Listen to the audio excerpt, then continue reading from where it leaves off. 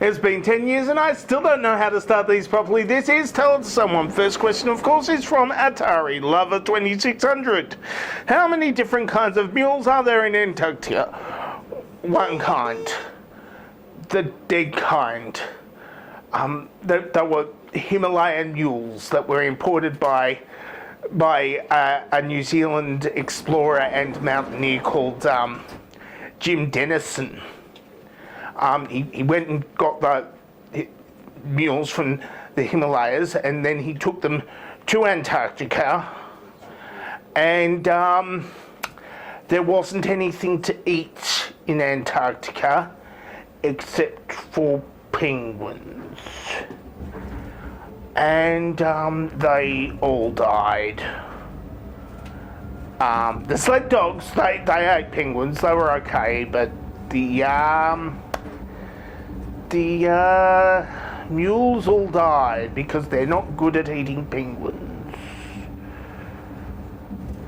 But you know, Jim Dennison did go on to have a career in World War One, flying planes.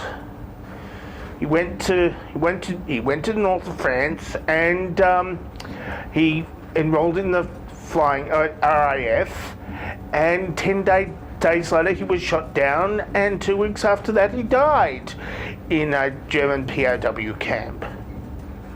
This story doesn't end well for anyone. Next question, of course, is from Jonathan Stern.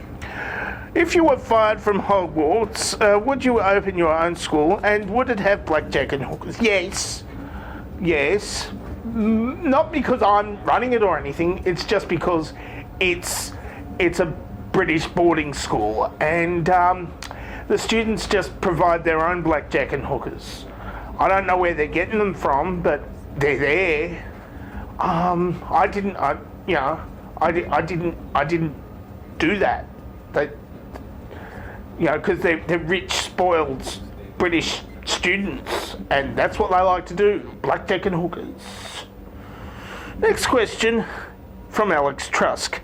If Alex Jones becomes president, would he smoke DMT to figure out his policy on transdimensional voodoo economics? Well, of course, Alex Jones's economics are, libertarian economics, and one thing I know about libertarian economics, a dose of DMT lasts for about 15 minutes. And, okay, he comes up with his theory of economics, but what's he going to do with the other 14 minutes? Next question is from Bear W. Where did you get that nice hat? Is it a haberdashery on the... Yes. Of course there's a haberdashery on the monorail. I mean, why isn't there a haberdashery? It's a monorail of the mind, of the imagination. Of course there's all sorts of things on this monorail, and it's crowded with many, many people, all of whom are in this monorail of the imagination. Everybody you want to be on the monorail is on the monorail already. So, Chris D. Kennan asks, how many people can you fit inside of the monorail, and how much can you fit if you really pack them in? Well, here's the thing. It's a monorail of the imagination.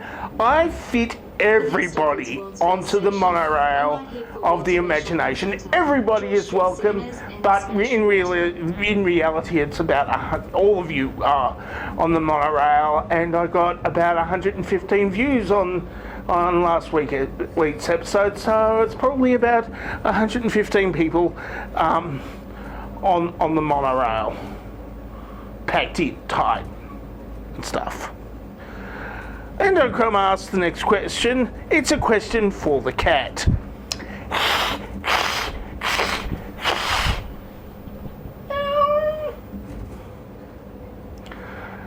She objects to your aggressive line of questioning. Next question from Hervey Vasalis. Can alcohol affect vaccines? Well, if you get somebody drunk enough, you could probably, give them a booster then. But I mean, what? I mean, all you have to do is distract them with a little rubber duck or something while you quickly, in the arm or something. Just give them a quick jab in the arm, and try to do it before they know it's even happened by talking to them and stuff. That's what they did with me. I had a rubber duck, and they talked and talked and talked, and then before I knew it, my arm was hurting. And now I'm immune from whatever was in the vaccine. And I got a lollipop, and you can't have it. Next question is from David Pope. Dear Dangerously Talented, something Star Wars questions.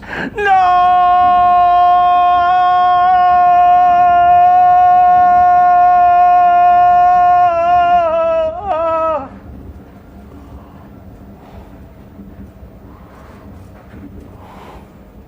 Next question from Endochrome. No, that was a previous question that I did twice. And she's not going to answer that question again. She was upset last time. Joe Freddy asks, what's in the bottle? It tastes like the night before a hangover. Jezza asks, what do you look like in a woman's dress? Like a fat, horny man in a woman's dress. Matt Yabs asks, Dear DT, in episode 521, you made references to keeping the monorail happy, but not the cat. Naturally, this led to me think of all of the things we should try to keep unhappy. What do you think we should always keep unhappy?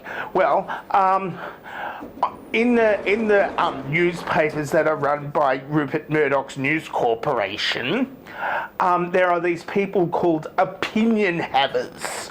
And they all have Rupert Murdoch's opinions.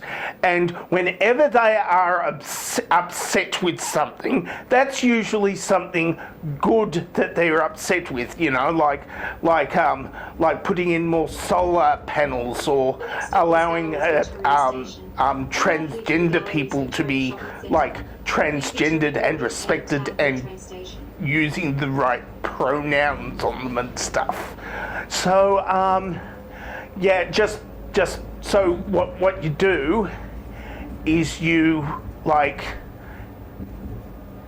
keep News Corp opinion havers upset, and that will be good for everybody because they really like being upset, because Rupert Murdoch gives them money the more upset they are, and the more upset they get everybody else.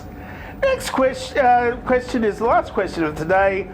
Charles Smith asks, if you were a character in the Marvel Cinematic Universe, what would your powers be?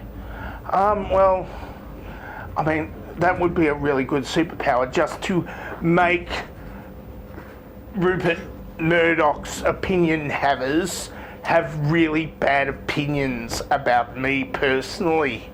So what would happen was I would be in one movie in the cinematic universe doing my thing, and in the second in the second one of the series, my character is played by a woman, a black woman, a strong, independent black woman who don't need no man, and that would be my superpower, because it would really make Rupert Murdoch's opinion havers really, really upset. And that's good for everybody. That's it for Tell Someone for this week. If you would like to ask me a question, of course, the question asking place is in the regular place below. Or you can answer this dovetail question, of course, which you can answer that in the same question, which is kind of confusing. If I bothered to confuse people, that's good. You can also do other stuff like make a video question, but nobody ever does. So I'll just mention it, leave it there, and move on with life. by saying I'm dangerously talented and I don't have a cool sign off.